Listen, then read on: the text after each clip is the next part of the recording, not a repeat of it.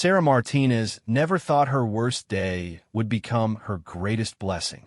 As she stood in the grocery store checkout line, watching teenagers point and whisper about the scars covering her arms and face, she felt the familiar sting of shame wash over her.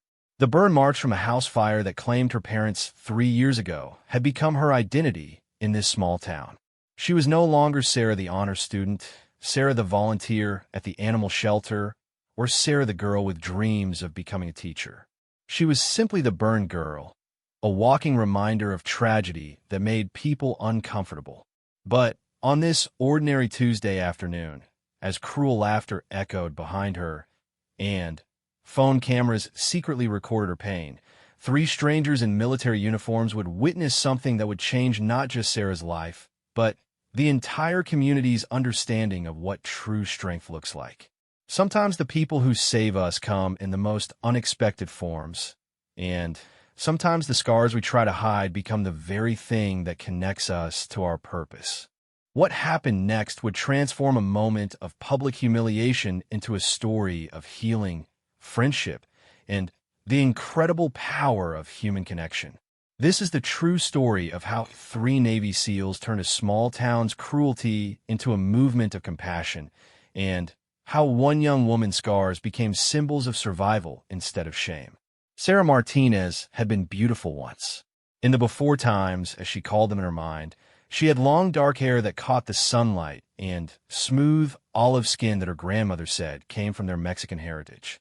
She had been the kind of girl who smiled easily, who made friends without trying, who believed the world was generally good and fair. That was before the fire changed everything. 3 years had passed since the night that divided her life into before and after. 3 years since she had awakened to the smell of smoke and the sound of her mother screaming. 3 years since she had tried desperately to reach her parents' bedroom through a wall of flames. 3 years since the firefighters pulled her unconscious body from the wreckage of what used to be home. The burns covered 60% of her body.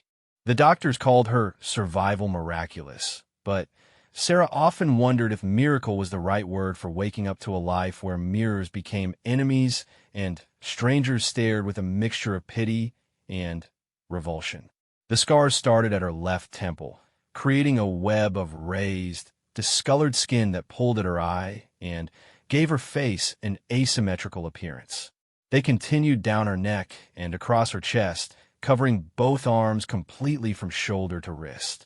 The physical therapy had been brutal, learning to walk again when the scar tissue limited her mobility, learning to write again when her hands could barely hold a pencil, learning to speak clearly when the scars around her mouth made certain sounds difficult. But the emotional recovery had been even harder. The girl who once loved being around people now preferred solitude.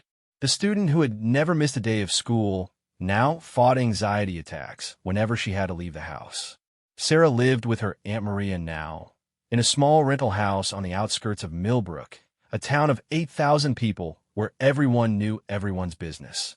Maria worked double shifts at the local diner to make ends meet, and Sarah tried to help by taking care of household tasks and running errands when her anxiety allowed it. On good days, she could manage a trip to the grocery store or the post office. On bad days, she stayed home and helped Maria with online orders for her small catering business. This particular Tuesday started as a good day. Sarah had managed to shower and dress without dwelling too long on her reflection. She had made a grocery list and gathered enough courage to make the trip to Patterson's Market, the only grocery store in town. She told herself it would be quick, just milk, bread, and the ingredients for Maria's famous enchiladas that client had ordered for a birthday party. The first part of the trip went smoothly. She kept her head down, grabbed a cart, and moved efficiently through the aisles. Some of the older residents nodded politely when they saw her. Mrs. Chun from the flower shop smiled warmly and asked about Maria. These small kindnesses reminded Sarah that not everyone in Millbrook saw her as a spectacle. But as she made her way to the checkout line, Sarah noticed a group of teenagers from the local high school clustered near the magazine rack. She recognized them immediately. They were seniors, the popular kids who drove expensive cars, and posted constantly on social media. Their leader was Ashley Brennan, a blonde girl whose father owned the largest construction company in 3 counties. Ashley had never been openly cruel to Sarah, but there was something in her eyes whenever they crossed paths that made Sarah feel exposed and vulnerable. Sarah tried to choose a checkout line far from the teenagers, but the store was busy and her options were limited. She found herself 2 spots behind them in line, clutching her cart handle and praying they wouldn't notice her. For a few minutes, it seemed like her luck would hold. The teenagers were absorbed in their phones, probably planning their weekend activities. Then, Ashley turned around.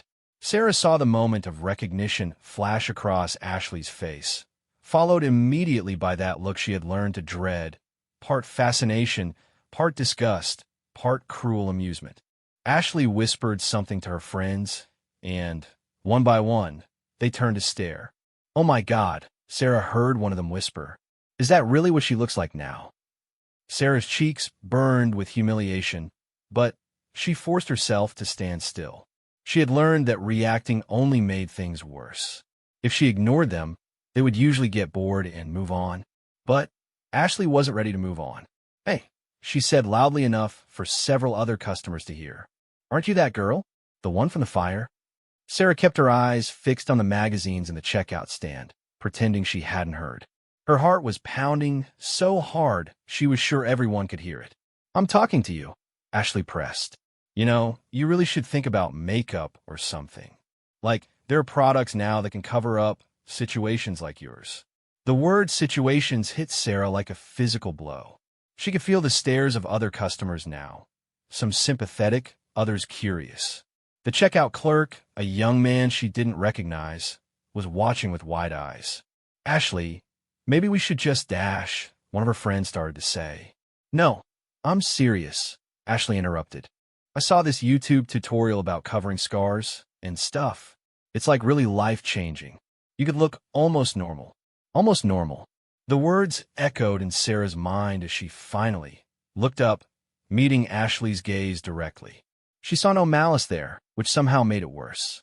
Ashley genuinely believed she was being helpful, offering advice to improve Sarah's situation. "I'm fine," Sarah said quietly, her voice barely audible. "Are you, though?" Ashley tilted her head with mock concern. "I mean, you can't really think this is okay. Like, there are options. Plastic surgery, makeup, even just wearing long sleeves and a scarf or something. You're making people uncomfortable." The checkout line had gone silent now. Everyone was listening, waiting to see what would happen next. Sarah felt trapped between the cart behind her and Ashley's judgmental stare in front of her. Her breath was coming in short gasps, and she recognized the signs of an approaching panic attack. "You're right," she managed to say. "I should go." She started to back away from her cart, ready to abandon her groceries and flee to the safety of Maria's car, when she heard Ashley's next words. "See? Even she knows how gross she looks." The laughter that followed was like a knife to Sarah's chest. It wasn't just Ashley now. Several of her friends were giggling, and Sarah heard someone behind her snicker. She turned to run, but her legs felt weak and shaky. That's when she saw them. 3 men in military dress uniforms had entered the store. They were tall, broad-shouldered, and carried themselves with the kind of confidence that commanded respect. They had been heading toward the deli counter, but Ashley's cruel laughter had caught their attention. Now, they stood frozen, taking in the scene before them. The one in the center, a man with kind eyes and graying temples, looked from Ashley to Sarah and back again. His jaw was tight, and Sarah could see him processing what he had just witnessed. The other 2 flanked him, younger but equally serious, their faces reflecting a growing anger. "Excuse me," the older man said, his voice calm but carrying an unmistakable authority. "Did I just hear you making fun of this young lady?" Ashley's confident smile faltered. "Oh, we weren't making fun. I was just trying to help her with Dash." "Help her with what exactly?" The soldier took a step closer, and Ashley instinctively backed away. "Well, you know," Ashley gestured vaguely at Sarah. "Her situation. I was just saying there are ways to fix Dash." "Fix what?" The man's voice had dropped to a dangerous quiet. Fix the scars she got from trying to save her parents' lives? Fix the evidence of her courage and survival. Sarah felt the world tilt. How did this stranger know about her parents? How did he know she had tried to save them? Ashley's face had gone pale. I didn't know. I was just...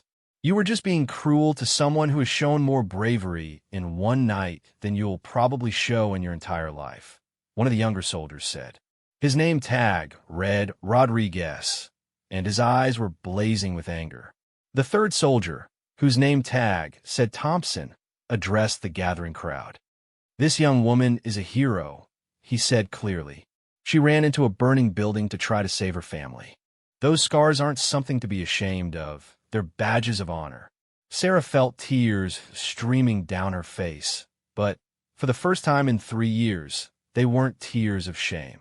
She didn't know how these men knew her story, but hearing it told with pride instead of pity was overwhelming.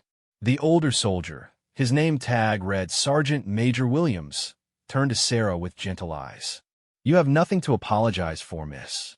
Nothing to hide from. You survived something that would have killed most people, and you did it while trying to save others. That makes you braver than any of us. Ashley and her friends had melted away, probably hoping to escape before the confrontation escalated further. Other customers were watching with fascination, but the hostility was gone. In its place was something Sarah hadn't felt in 3 years: respect. How did you know? Sarah whispered. About my parents? Sergeant Major Williams smiled sadly. Because, miss, we know courage when we see it, and we know the price it sometimes demands. The grocery store encounter would be just the beginning. What Sarah didn't know was that these 3 Navy SEALs were in Millbrook for a specific reason, and her life was about to change in ways she never could have imagined. The chance meeting that started with cruelty was about to become something beautiful, a friendship that would heal old wounds and create new possibilities. But first, they had to properly introduce themselves, and they had a story of their own to tell. The coffee shop on Main Street had never hosted a more unlikely trio of customers. Sarah sat across from 3 Navy SEALs, still trying to process how her worst day had somehow transformed into something approaching hope.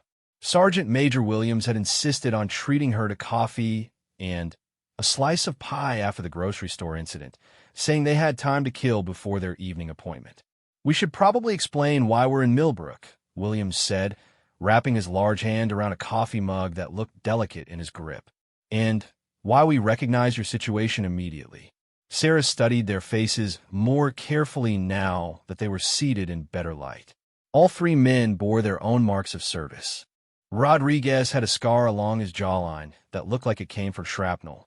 Thompson's left hand showed signs of burn damage, though not as extensive as her own, and Williams moved with the careful precision of someone who had learned to compensate for old injuries. We're here for Tommy, Williams continued. Tommy Patterson. He's the grandson of the man who owns the grocery store where we just met. Sarah's eyes widened. She knew Tommy Patterson by reputation. He was a local hero who had joined the Navy straight out of high school and served multiple tours overseas. She also knew he had been injured badly in some kind of explosion and had come home changed. Tommy saved our lives in Afghanistan, Rodriguez said quietly. All of our lives, actually.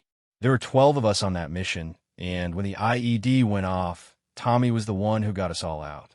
He carried 3 wounded men through enemy fire to reach the evacuation point. But the blast caught him, Thompson added.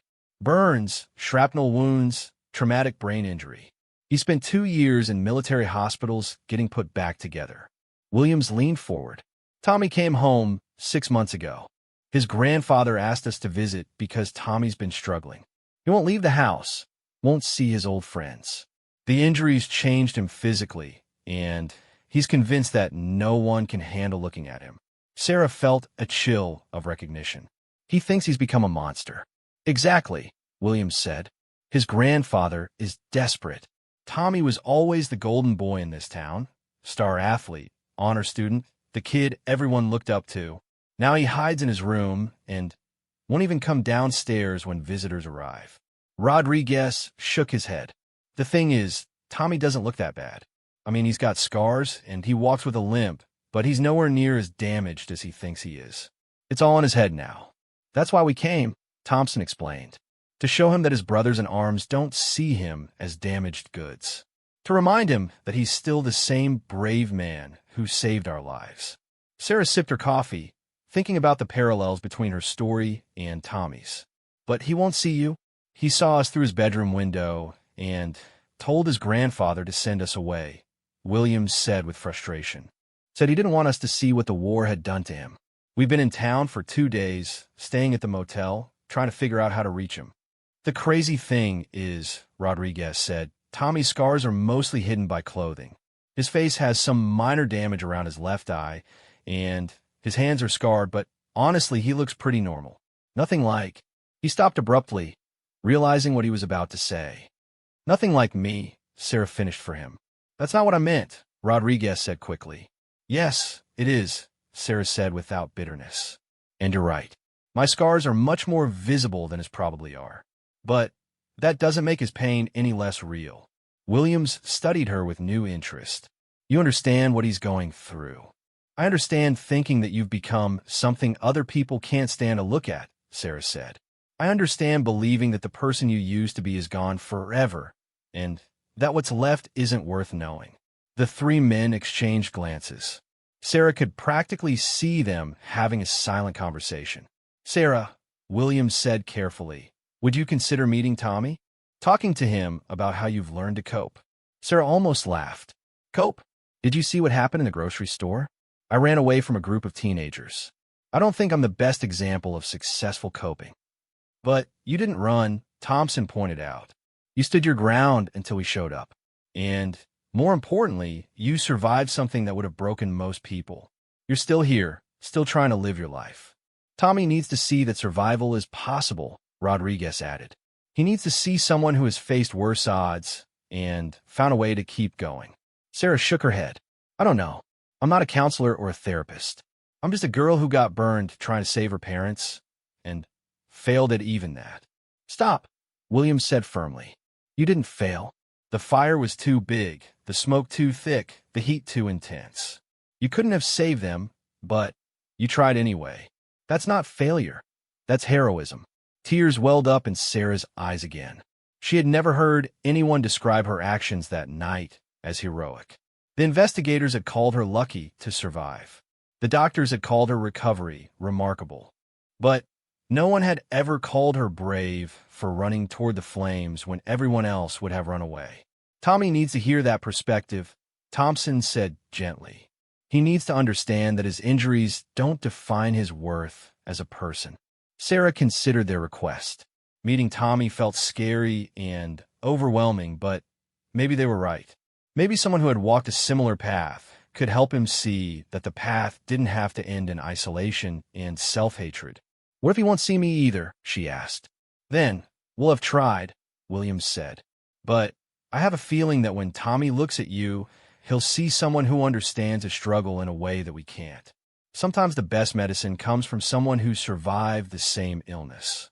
Rodriguez leaned forward. There's something else, Sarah. We did some research on you after hearing about the fire. We know about your grades before the accident, your volunteer work, your plans to become a teacher. You had a bright future, and you still do. Maybe Tommy needs to see that trauma doesn't have to end all possibilities. Sarah felt overwhelmed by their faith in her. These warriors, these men who had seen real combat and saved lives, believed she had something valuable to offer. It was a foreign feeling after 3 years of seeing herself as damaged and diminished. If I agree to meet him, she said slowly, what exactly would you want me to say? Just tell him your truth, Williams answered. Tell him how hard it's been, but also tell him that you're still here. Tell him that some days are better than others, but that better days are possible.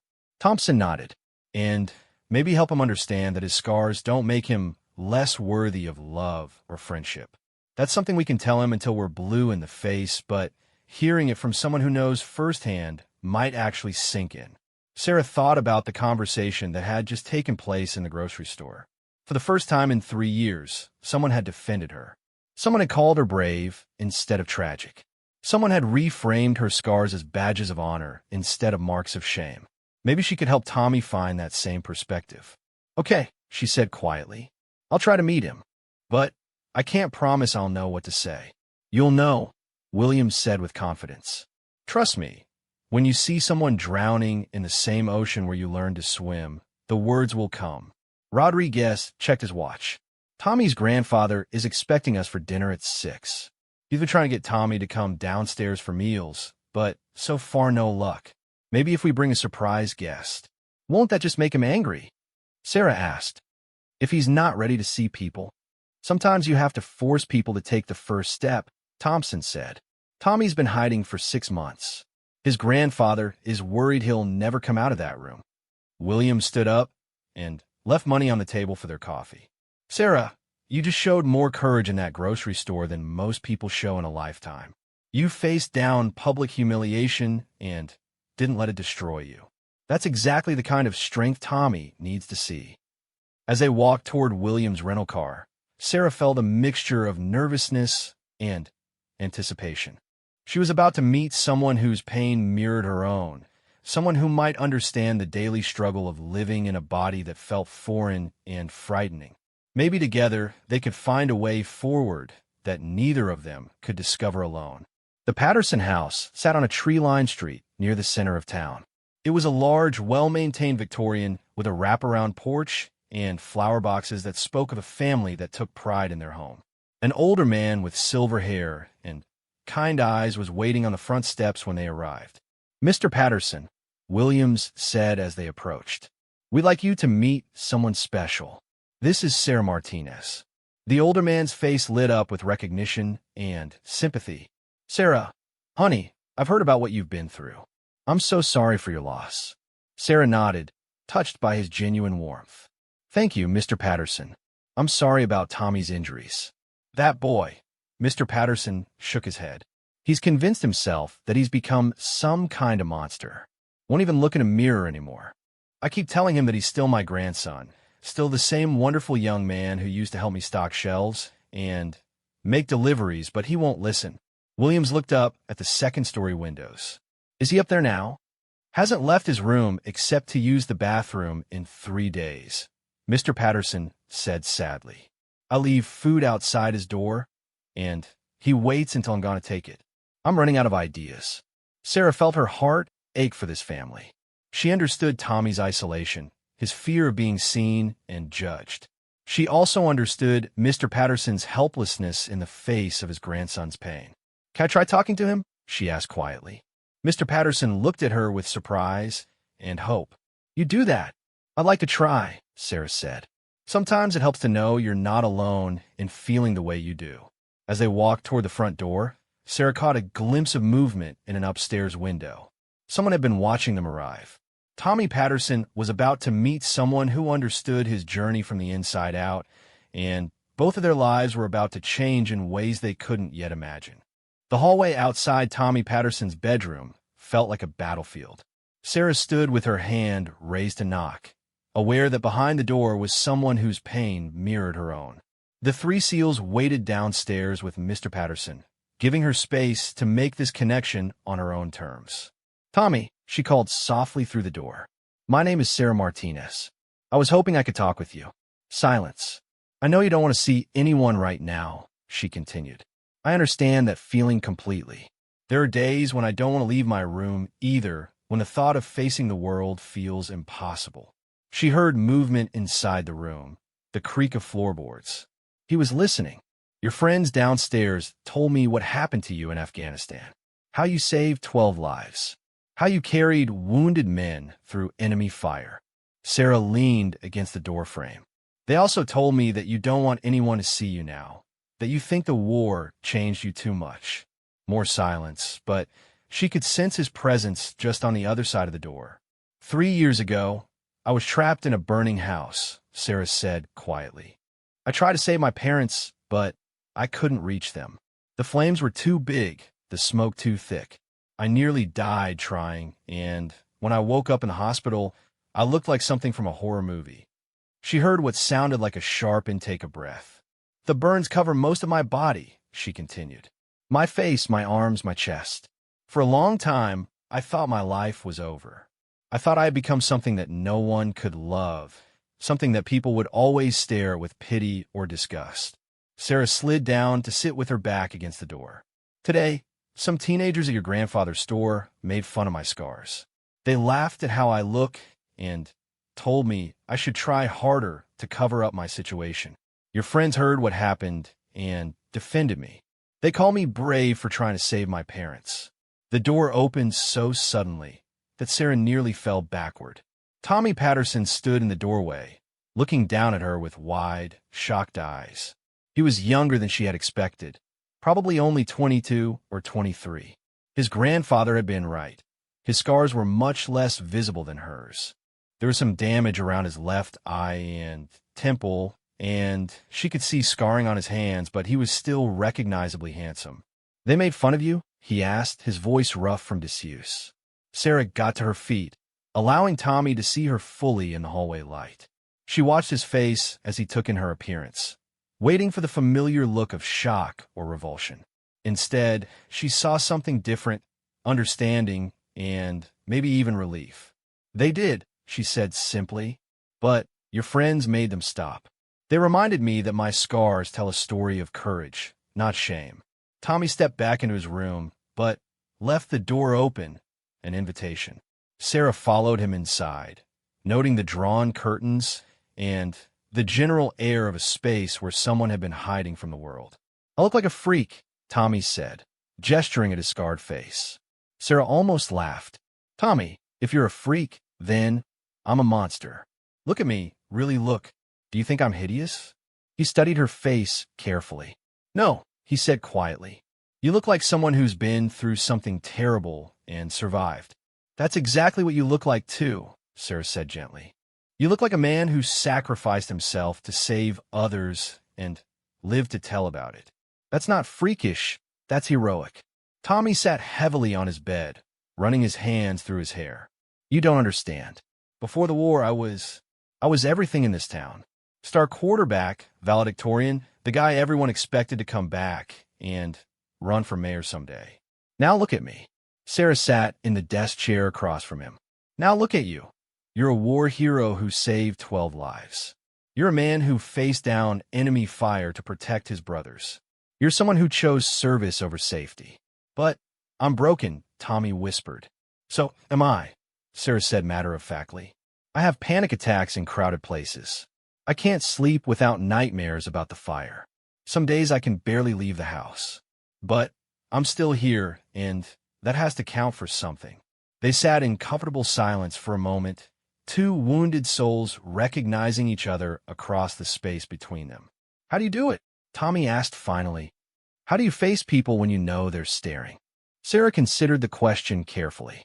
"Honestly, most days I don't do it very well. But I've learned that hiding doesn't make the pain go away, it just makes it grow bigger in the dark. And today, when those teenagers were laughing at me, I realized something important." "What?" "That the people whose opinions actually matter don't see me as a victim or a tragedy. They see me as someone who survived. The rest of them, their opinions say more about them than they do about me." Tommy looked toward his curtain window. "I used to love this town. I knew every person, every family. Now the thought of walking down Main Street terrifies me." "It terrifies me too," Sarah admitted. "But I've been doing it anyway, little by little. Some days I make it to the post office. Some days I have to turn around and go home. But each time I try, it gets a tiny bit easier. What if people reject me?" Tommy's voice was small, vulnerable. "What if they can't handle how I've changed?" Sarah thought about the grocery store incident, about Ashley's cruel words, and the laughter that had followed. But she also thought about Mrs. Chin's warm smile, about the way Sergeant Major Williams had defended her, about Mr. Patterson's genuine kindness. "Some will," she said honestly. "Some people are too small-minded to see past scars to the person underneath. But the people who matter, the people worth knowing, they'll see you for who you really are." Tommy was quiet for a long moment. "Your aunt, does she still love you?" Even after, Sarah confirmed. Maria tells me every day that I'm still her Nina Bonita, her beautiful girl. She says the fire changed how I look, but not who I am inside. My grandfather keeps saying the same thing, Tommy admitted. He keeps trying to get me to come downstairs to eat dinner with him like we used to. But I can't handle the idea of him seeing me struggle to cut my food or watching me limp across the room. Sarah leaned forward. Tommy, your grandfather loves you. He's not going to stop loving you because you move differently now. He's worried about you disappearing on him completely. Those guys downstairs, Tommy said, glancing toward the door. They really came here just to see me?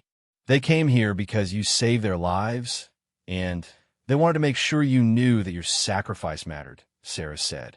They wanted to remind you that you're still their brother, still part of their unit, no matter what happened. Tommy stood up and walked to the window, pulling the curtain back slightly to peer down at the street. Rodriguez wrote me letters from the hospital. He told me about his recovery, about learning to live with his own scars. I never wrote back. It's not too late, Sarah said softly. Tommy let the curtain fall back into place and turned to face her. Sarah, can I ask you something personal? Of course. Do you ever wish you had died in the fire instead of surviving like this? The question hung in the air between them, brutal in its honesty. Sarah had been asked many things about her experience, but no one had ever been brave enough to ask her that. Yes, she said quietly. There have been nights when I wish the firefighters hadn't found me, when the pain and the stares and the loneliness felt like too much to bear. But those feelings pass, Tommy. And when they do, I remember that surviving means I get to honor my parents' memory by living the life they wanted for me. What kind of life is that? I don't know yet, Sarah admitted. Before the fire, I wanted to be a teacher. I loved working with kids, loved the idea of making a difference in young lives. Now I'm not sure if children would be comfortable around me. You'd be an amazing teacher, Tommy said with surprising conviction. Any kid would be lucky to have someone who understands that life can be hard and scary, but that you can survive hard and scary things. Sarah felt tears spring to her eyes. It had been so long since someone expressed faith in her dreams. What did you want to do before the war? She asked. I was studying business management. I wanted to expand my grandfather's store, maybe open locations in other towns. I had this whole plan for building a small empire of family businesses. Tommy's voice grew wistful. Seems pretty stupid now. Why is it stupid? You still have a brain, don't you? You still understand business. But I can't even handle talking to customers now. How could I run a business? Sarah stood up and faced him directly. Tommy, you led men in combat. You made life-or-death decisions under pressure. Managing a business might actually seem easy by comparison. For the first time since she had met him, Tommy almost smiled. You really think so? I think you're capable of anything you set your mind to, Sarah said firmly. I think your injuries change your body, not your potential. They talked for another hour, sharing stories about their darkest moments and their small victories. Tommy told her about the nightmares that made him afraid to sleep. Sarah told him about the panic attacks that sometimes struck without warning. They compared notes on physical therapy, on well-meaning but hurtful comments from acquaintances, on the challenge of rebuilding an identity when your body felt foreign. As the conversation progressed, Sarah watched Tommy gradually straighten his shoulders, make more eye contact, speak with increasing confidence. She realized that simply being heard and understood by someone who had walked a similar path was beginning to work a kind of healing magic. Sarah, Tommy said finally, would you be willing to go downstairs with me? To see my grandfather and those guys? Sarah's heart raced with excitement and pride. Are you sure you're ready? No, Tommy said with a small laugh. But I don't think I'll ever feel ready. Maybe it's time to do it anyway. As they walked toward the bedroom door together, Sarah felt something she hadn't experienced in 3 years, the sense that she might have a purpose beyond just surviving. Maybe her scars, her pain, her journey through darkness could actually help light the way for someone else. They paused at the top of the stairs, both of them nervous about what came next. Thank you, Tommy said quietly, for understanding, for not trying to tell me that everything would be fine. Thank you for listening, Sarah replied. and for reminding me that my dreams don't have to die just because my face changed. Together, they began the descent toward a future that neither of them could fully imagine yet, but that suddenly seemed possible again. The sound of footsteps on the stairs brought immediate silence to the Patterson living room. Mr. Patterson looked up from his conversation with the three seals, his face transforming from resignation to hope as he saw his grandson descending the stairs with Sarah beside him. Tommy paused at the bottom step, his hand gripping the banister tightly. 6 months of isolation had not prepared him for this moment. Facing the men whose lives he had saved, meeting his grandfather's eyes after weeks of hiding, stepping back into a world that felt alien and threatening. Williams, Rodriguez, and Thompson rose to their feet in unison, their military bearing evident even in civilian clothes. For a heartbeat, no one spoke. Then, Rodriguez broke the silence. "There's our hero." Tommy's composure cracked slightly. "I'm not a hero anymore. Look at me. We are looking at you," Thompson said firmly. "We see the same man who ran into enemy fire to pull us out of that hellhole. We see someone who sacrificed his body to save ours." Mr. Patterson approached his grandson slowly, as if afraid sudden movement might send Tommy fleeing back upstairs. "Tommy, son, you look good. Really good." Tommy's scarred hand shook slightly. "Grandpa, I'm sorry I've been hiding. I couldn't handle the thought of disappointing you." The older man's eyes filled with tears. "Disappoint me? Tommy, you're a war hero. You saved lives. How could that ever disappoint me?" Sarah watched the reunion unfold, feeling both joy for Tommy and a deep ache for her own lost family. She imagined how her parents might have reacted to seeing her after the fire, how they would have focused on her survival rather than her scars. Williams approached Tommy with measured steps. "Corporal Patterson, it's damn good to see you." Tommy straightened unconsciously, muscle memory responding to his former commanding officer's presence. "Sergeant Major Williams, sir. We've been trying to reach you for months," Rodriguez said. "Your grandfather told us you didn't want to see anyone, but we couldn't leave without making sure you knew something important." "What's that?" Tommy asked quietly. "That what happened to you doesn't diminish what you did for us," Thompson said. "You saved 12 lives, Tommy. 12 men got to go home to their families because of your actions. That's not something that gets erased by injury." Tommy's grandfather gestured toward the dining room. "I've got dinner ready. Sarah, honey, I hope you'll join us. I made enough for an army." As they moved toward the dining room, Sarah noticed Tommy's slight limp and the way he favored his left side. She also noticed how he kept his scarred left hand partially hidden. These were adaptations she understood intimately. The dining room table was set for 6, as if Mr. Patterson had been hoping against hope that his grandson would eventually come downstairs. The meal was simple but hearty: pot roast, mashed potatoes, green beans, and fresh bread that filled the house with warmth. Tommy hesitated at his usual seat, clearly struggling with the mechanics of eating in front of others. Sarah caught his eye and gave him an encouraging nod, then deliberately took her place at the table and began serving herself, using her scarred hands without self-consciousness. "So, Sarah," Williams said as they began eating, "Tommy's grandfather tells us you've been helping your aunt with her catering business." "When I can," Sarah replied. "Some days are better than others for being around people, but I'm trying to push myself a little more each week." Rodriguez looked interested. "What kind of catering?" "Mexican food mostly. My aunt makes incredible enchiladas and tamales. She's been getting more orders lately, especially for birthday parties and family gatherings." "That's wonderful," Mr. Patterson said. "It must be nice to have a way to contribute, to feel useful."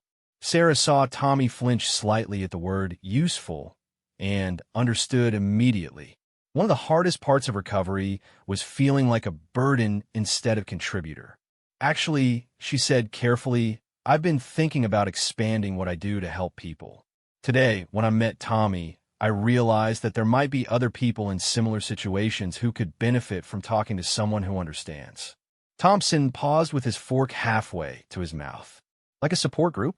"Maybe," Sarah said, warming to an idea that was forming even as she spoke. Or maybe something less formal. Just connections. People who've been through trauma, helping other people work through their own experiences. Tommy looked up from his plate. Do you think there are others around here? I'm sure there are, Williams said. Combat veterans, accident survivors, people dealing with illness or injury. Everyone assumes they're alone in their struggles. Rodriguez nodded enthusiastically. In the military, we call it peer support. Sometimes the best person to help someone through something is someone who's been through it themselves. Mr. Patterson refilled water glasses, his movements betraying his excitement. That's a wonderful idea. And, Tommy, with your business background and Sarah's experience with people, you two might make a good team for something like that. Sarah saw a spark of interest in Tommy's eyes, the first real engagement she had witnessed from him. I don't know, Tommy said slowly. I can barely handle being around a few people right now. How can I help others? By showing them that recovery is possible, Sarah said. By proving that you can move forward even when it feels impossible. Look what you just did. You came downstairs for the first time in months. That's huge progress. Williams leaned back in his chair. There are organizations that specialize in this kind of peer support. Wounded Warrior Project, Team Red, White, and Blue, local veteran support groups. They're always looking for people who've walked the walk to help mentor others. And there are civilian organizations, too, Thompson added. Burn survivors, trauma recovery groups, adaptive sports programs. The key is having people who understand from personal experience. Tommy was quiet for a long moment, clearly processing these possibilities. Sarah, when you first talked about wanting to be a teacher, did you imagine teaching people who'd been through trauma? Sarah considered the question. Not specifically, but actually yes. I think I've always been drawn to helping people who felt different or left out. Kids with learning disabilities, shy children, students who didn't fit the typical mold. Maybe your calling hasn't changed as much as you thought, Tommy suggested. Maybe it just evolved. The conversation continued through dessert, with the group brainstorming possibilities for community support and connection. Sarah found herself sharing more of her story, talking about her struggles and small victories with a freedom she hadn't felt in years. As the evening wound down, Williams pulled out his phone. I want to connect you, too, with some people I know who are doing similar work. There's a woman in Colorado who started a nonprofit for burn survivors, and a veteran in Texas who runs peer support groups for combat wounded soldiers. Really? Sarah asked, feeling a flutter of excitement. Really? And, Sarah, what you did today, reaching out to Tommy, helping him take that first step back into the world, that's exactly the kind of impact these organizations are looking for. Rodriguez stood to help clear the table. Tommy, I'm going to be honest with you. When we heard you wouldn't see anyone, we were worried you might be giving up completely. Seeing you here tonight, watching you engage with ideas for the future, it's like getting our brother back. Tommy's eyes filled with tears. I was giving up. If Sarah hadn't come upstairs and talked to me, I probably would have stayed in that room indefinitely. But you didn't, Thompson pointed out. You found the courage to take that first step. That's what matters. As the SEALs prepared to leave, they exchanged contact information with both Sarah and Tommy, promising to stay in touch and connect them with resources and opportunities. We'll be back, Williams promised Mr. Patterson. And next time, we expect to find Tommy working on changing the world. After the guests departed, Sarah helped clean up the kitchen while Tommy and his grandfather talked quietly in the living room. She could hear the murmur of their conversation, the first real communication they had shared in months. When she finished with the dishes, she found them looking through photo albums, Tommy pointing out friends and memories to share with his grandfather. Sarah, Mr. Patterson said as she prepared to leave, I can't thank you enough for what you did tonight. You gave me my grandson back. He was always here, Sarah said gently. He just needed to remember that being wounded doesn't mean being worthless. Tommy walked her to the door, moving more confidently than he had earlier in the evening. Sarah, I meant what I said about working together on something. I think we could really help people. I think so too, Sarah agreed. Maybe we should start small. See if there are other people in Millbrook who might benefit from knowing they're not alone. The VFW probably has a list of local veterans, Tommy suggested. and the hospital might be able to connect us with other trauma survivors. Sarah felt a thrill of possibility. For 3 years, she had focused solely on surviving each day. Now, suddenly, she was talking about the future, making plans, envisioning ways to help others. "Tommy, can I ask you something?" "Of course." "When you carried those wounded men to safety, were you thinking about your own injuries?" Tommy considered the question. "No, I was thinking about getting them home to their families. I was thinking about making sure their sacrifice mattered." "That's what this could be," Sarah said quietly. "A way to make sure our sacrifices matter. A way to help other people get home to themselves." As Sarah drove back to her aunt's house that evening, she replayed the conversations and connections of the day. The morning had started with humiliation in a grocery store and was ending with hope for a future she had never imagined. Her phone buzzed with a text from Tommy. "Thank you for today. I haven't felt this hopeful in months. Let's talk tomorrow about next steps." Sarah smiled as she typed back, "Thank you for listening. I haven't felt this purposeful since before the fire. Tomorrow can't come soon enough." The girl who had run into burning flames to save others was discovering that her journey through fire had prepared her for a different kind of rescue mission, one that involved pulling people out of the darkness of isolation and into the light of connection and hope. And she wouldn't be doing it alone. 6 months after that life-changing evening at the Patterson house, Sarah stood before a mirror in the Millbrook Community Center, adjusting the simple blue dress she had chosen for tonight's event. The scars were still there, still visible, still part of her story. But when she looked at her reflection now, she saw something different than she had a year ago. She saw someone with purpose. Tonight was the launch of Bridges from Broken Places, the peer support organization she and Tommy had spent months developing. What had started as a conversation over dinner had grown into something neither of them had dared to imagine. "You ready for this?" Tommy asked as he joined her in the small office they had been using as a staging area. He looked confident and healthy, wearing a navy blue suit that complemented his military bearing. His scars had faded somewhat, but more importantly, he no longer tried to hide them. "As ready as someone can be for something they've never done before," Sarah replied with a nervous laugh. The past 6 months have been a whirlwind of activity.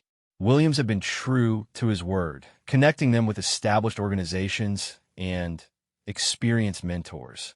Sarah had spent hours on video calls with Dr. Elena Martinez, a burn survivor who had founded a nonprofit in Colorado. Tommy had attended virtual meetings with veteran support groups across the country. They had also done extensive research on trauma recovery, peer support methodologies, and community outreach strategies. The process had been educational for both of them, but it had also been healing. Focusing on how to help others had somehow helped them continue healing themselves. Their first real test had come when Mr. Patterson suggested they start with informal coffee meetings at his store. "Use the back room," he had offered. "No charge, and I'll provide the coffee and pastries." That first gathering had drawn 3 people: a veteran from the Gulf War who struggled with PTSD, a woman who had survived a car accident that left her with mobility challenges, and a teenager who had been bullied for facial birthmarks. Sarah had been terrified that she wouldn't know what to say, but once the conversation began, the words had flowed naturally. "The thing is," the veteran Mike had said, "people keep telling me to get over it or move on, like trauma has an expiration date. Or they act like because you survived, you should just be grateful and not acknowledge how hard it is," added Lisa, the car accident survivor. 17-year-old Marcus had nodded vigorously. "Everyone says I should ignore the stares and comments, but nobody tells you how to actually do that." Sarah and Tommy had shared their own experiences, their struggles, and their small victories. They had talked about the difference between surviving and healing, between moving past trauma and integrating it into a fuller life. By the end of that first meeting, all 5 participants had exchanged phone numbers and scheduled a follow-up. Word had spread quickly through Millbrook's tight-knit community. The second meeting drew 8 people. The third brought 12. Soon they were holding 2 sessions per week, and people were driving in from neighboring towns. Dr. Martinez had suggested they formalize their approach and apply for nonprofit status. "You two have something special," she had said during one of their video calls. "You're creating genuine connections and measurable progress. This needs to be bigger than informal coffee meetings." The application process had been daunting, requiring business plans, mission statements, and detailed program descriptions. Tommy's business background had been invaluable, and Sarah had discovered she had a talent for writing grant proposals and organizing community outreach efforts. They had also received unexpected support from the three SEALs who had started it all. Williams, Rodriguez, and Thompson had become not just advisors but active fundraisers, using their military networks to generate both financial support and volunteer commitments. "You know," Rodriguez had said during a visit last month, "when we came to Millbrook to help Tommy, we had no idea we were going to witness the birth of something this important." The community center event tonight was their official launch as a recognized nonprofit organization. They had invited everyone who had participated in their informal groups, plus local officials, potential funders, and media representatives. Sarah estimated about 60 people would attend, which felt both exciting and overwhelming. 5 minutes until showtime, Tommy announced, checking his watch. "You sure you're ready to give that speech?"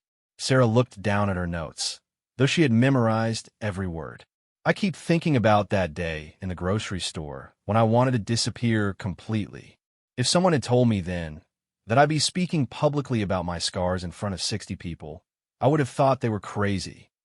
But here you are," Tommy said with pride, "about to launch an organization that's already helping dozens of people reclaim their lives."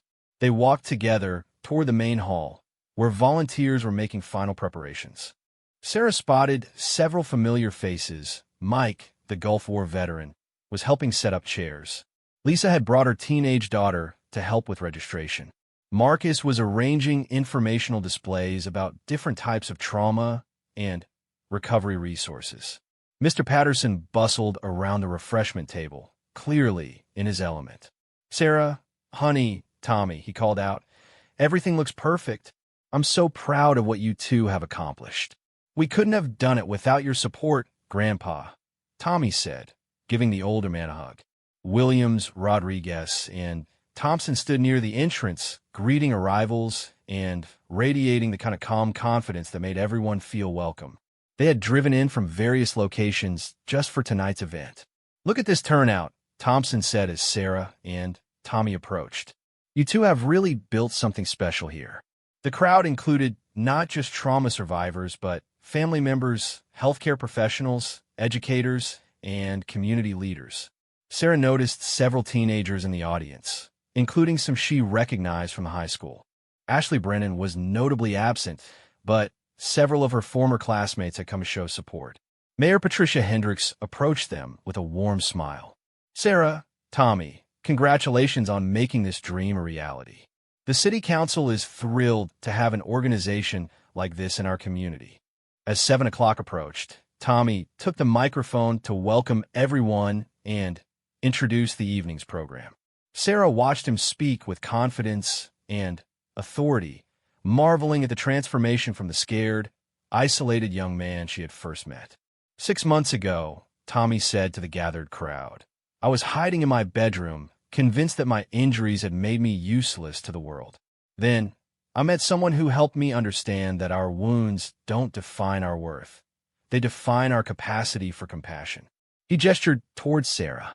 Sarah Martinez survived a house fire that would have killed most people.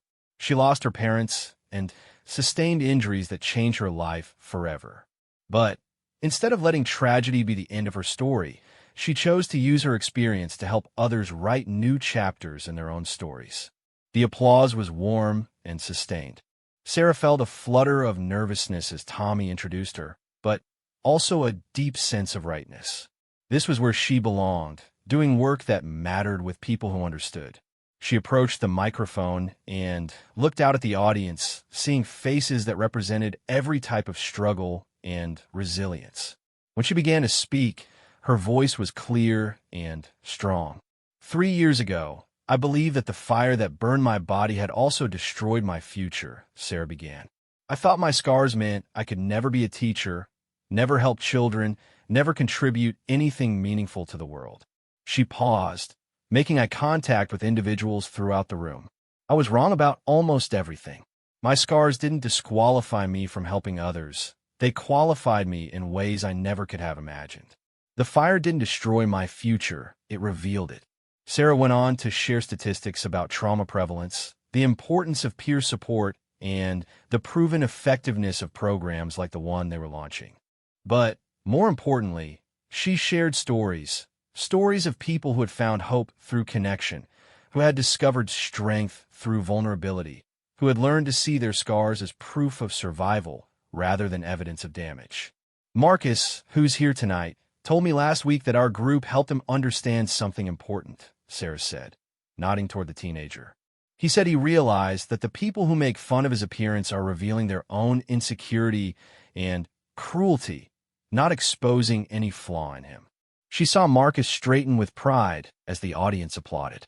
Mike discovered that his military service gave him leadership skills that translate perfectly to helping other veterans navigate their own recovery journeys. Lisa learned that her experience with physical rehabilitation made her an ideal mentor for newly injured individuals. Sarah's voice grew stronger as she continued. Every person who has joined our circles has taught me that trauma doesn't have to be the end of our stories. It can be the beginning of our service to others. She outlined the organization's plans for expansion, additional support groups for specific populations, educational workshops for families and caregivers, partnership programs with medical facilities and schools, and eventually a resource center that could serve multiple counties. We're calling this organization Bridges from Broken Places because that's what we do, Sarah explained. We take the places where we've been broken and use them to build bridges to other people who need to know they're not alone. As she concluded her speech, Sarah looked specifically at Tommy, at the 3 SEALs who had started this entire journey, at Mr. Patterson whose kindness had made so much possible. 6 months ago, 3 Navy SEALs witnessed a cruel moment in a grocery store and chose to intervene, she said. They couldn't have known that their act of kindness would lead to this. They couldn't have known that defending one person's dignity would eventually help dozens of people reclaim their own. The standing ovation lasted several minutes. As the formal program concluded and people moved toward the reception area, Sarah found herself surrounded by well-wishers, volunteers, and people interested in participating in future programs. Sarah, a woman she didn't recognize, approached. I'm Janet Williams, no relation to the sergeant major. I lost my son in a car accident 2 years ago, and I've been struggling with survivor's guilt ever since. Do you think your organization might be able to help someone like me? Absolutely, Sarah replied warmly. Grief is trauma too, and survivor's guilt is something several of our participants have worked through. I'd love to connect you with our next family support group session. Similar conversations continued throughout the evening. Sarah spoke with a retired teacher interested in volunteering, a social worker who wanted to refer clients, and a local business owner who wanted to provide funding for their expansion plans. As the crowd began to thin, Sarah found herself standing with Tommy near the displays they had created showing before and after photos of their participants. Not physical transformations, but pictures of the same people looking isolated and fearful versus confident and connected. Remember when we were both hiding from the world? Tommy asked quietly. I remember thinking my life was over, Sarah replied. I remember believing I had nothing left to offer anyone. Tommy pointed to a photo of their largest support group session. Look what we built from that broken place. Williams approached them, followed by Rodriguez and Thompson. We have something for you too, Williams said, pulling out an envelope. What's this? Sarah asked as Tommy opened it. It's a check, Tommy said, his eyes widening. From the Navy SEAL Foundation, for $25,000. Rodriguez grinned. We told them about what you're doing here, and they want to help expand it to other communities with veteran populations. This isn't just about what you've built in Millbrook, Thompson explained. This is about creating a model that can be replicated anywhere people are struggling with trauma and isolation. Sarah felt tears of gratitude and amazement. "This is incredible." "Thank you." "Thank you," Williams replied. "You two took a chance encounter and turned it into something that's going to help thousands of people. That's not something we see every day." As the evening wound down and they locked up the community center, Sarah and Tommy walked slowly to their cars, both processing the magnitude of what they had accomplished and what lay ahead. "Sarah," Tommy said as they reached her car, "I need to tell you something. When I was hiding in that bedroom, I used to think about my grandfather's disappointment, about letting down the men I served with, about wasting my life.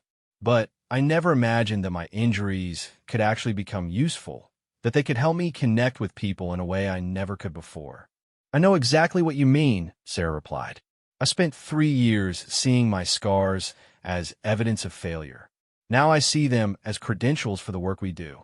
Tommy smiled, the expression transforming his face completely. "You know what the best part is?" "What?" "Tomorrow we start working with 5 new people. 5 more individuals who think their stories are over, who think their trauma disqualifies them from having meaningful lives. And we get to help them discover what we discovered, that broken places can become bridges." As Sarah drove home that night, she thought about the journey that had brought her to this moment. The fire that had seemed like the end of everything had actually been a beginning she never could have imagined. The scars that had made her want to hide from the world had become her qualifications for changing it. Her phone buzzed with a text from her Aunt Maria. "Mija, I watched the live stream of tonight's event. I am so proud of the woman you've become. Your parents would be proud too." Sarah pulled over to respond, her eyes filled with tears of joy rather than grief for the first time in 3 years. "Thank you, Tia. I finally understand what it means to turn pain into purpose. I finally understand why I survived."